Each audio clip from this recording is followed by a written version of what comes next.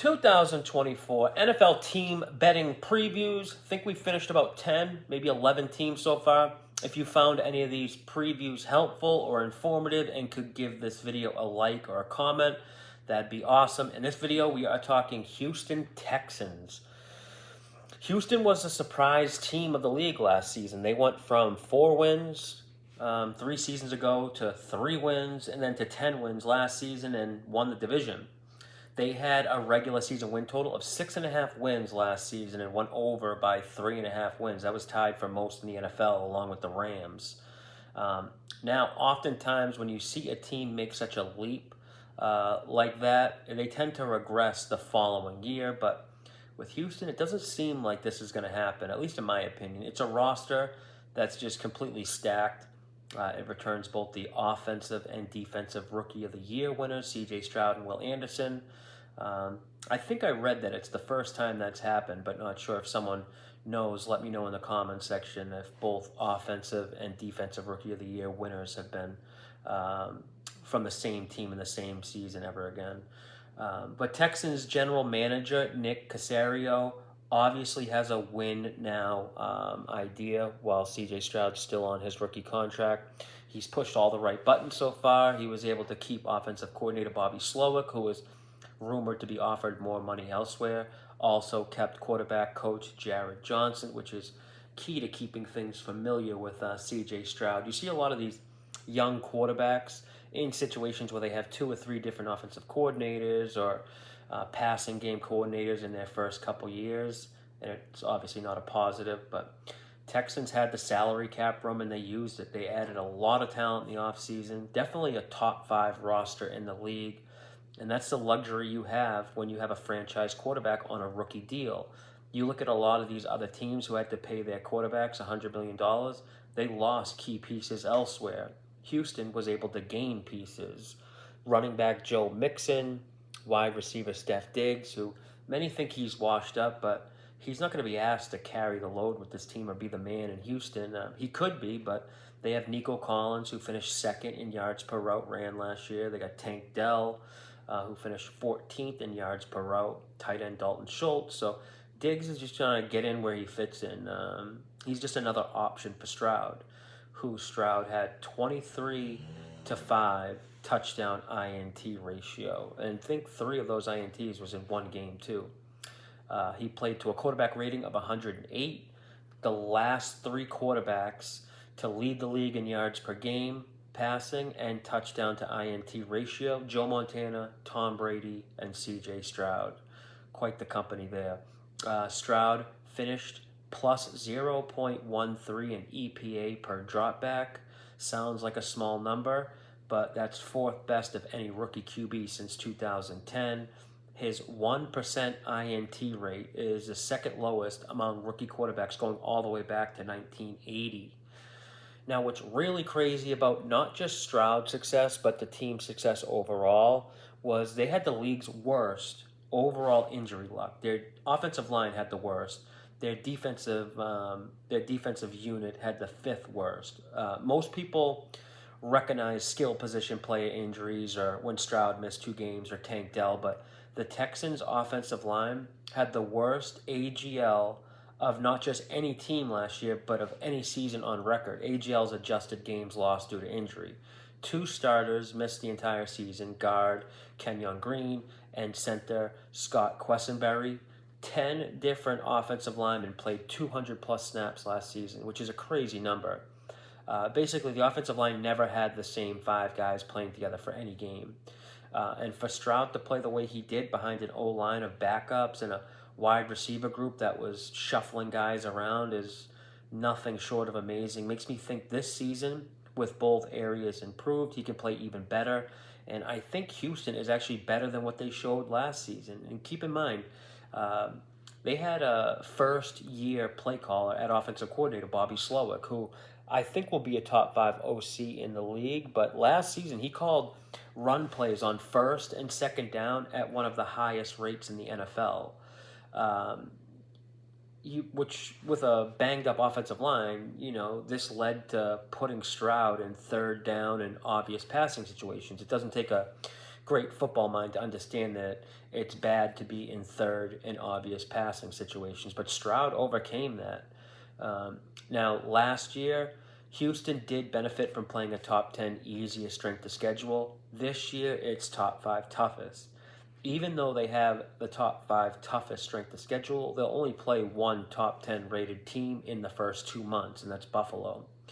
The next toughest opponent in the first 2 months of the season is Jacksonville, but they'll get them in a good spot. They'll get Jacksonville week 4 in Houston, with the Jags coming off a Monday Night Football road game versus Buffalo. So Jags will be on the second leg of a back-to-back road games on a short week, which is obviously a plus matchup for Houston.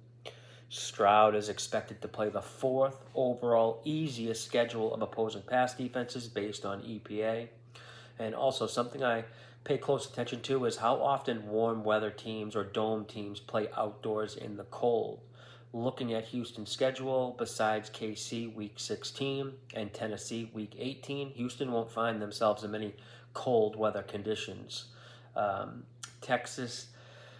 Texans are one of the few teams who have a tougher strength of schedule this year from last year, but have improved their average point spread. Last season, Houston average point spread for all games was almost plus 1 point.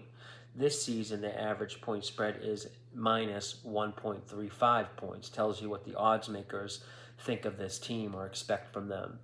Now, I really like Texans head coach DeMeco Ryans. Liked him as a player, too, when he was in the league. Very good defensive-minded coach. After this season, he could be considered great with all these pieces he has to work with. They signed 14 players in free agency on the defensive side. So there's going to be some new pieces starting, at least 5 new starters, I think maybe 7. A lot of moving parts, so not sure how they're going to look early in the season. But again, they do benefit from having an easier first half of their schedule.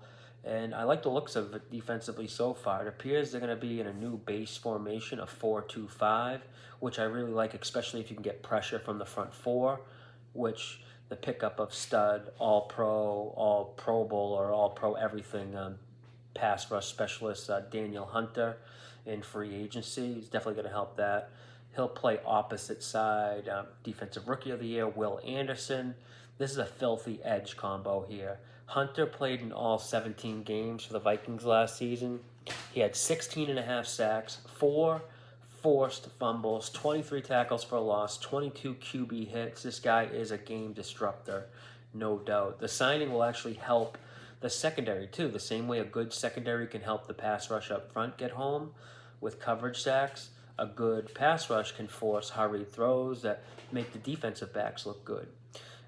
Once this unit gets settled in and familiar with the new personnel and scheme change, they have top 8 upside easily. They ranked number 1 in success rate allowed versus the run last season, which defending the run is something I weigh heavily personally.